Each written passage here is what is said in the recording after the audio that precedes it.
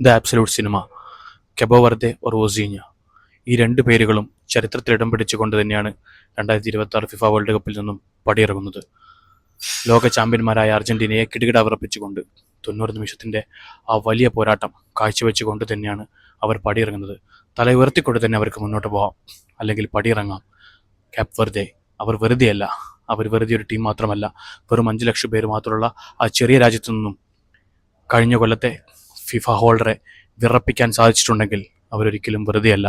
ഒസീഞ്ഞ അവൻ ശരിക്കും ഒരു ഗോളി എന്ന നിലക്ക് കവചമായി അവരുടെ പല കാത്തു.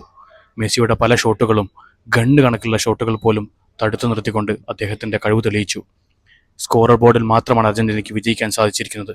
എന്നാൽ 5 ലക്ഷം പേരുടെ അല്ലെങ്കിൽ അത്രയും ആളുകളുടെ മനസ്സിൽ അവർ ശരിക്കും വിജയശില്പം തീർത്തുകൊണ്ട് തന്നെയാണ് മുന്നോട്ട് പോകുന്നത്. What A game! ശരിക്കും എക്സ്ട്രാ ഓർഡിനറി മാച്ച് എന്ന് തന്നെ പറയാം.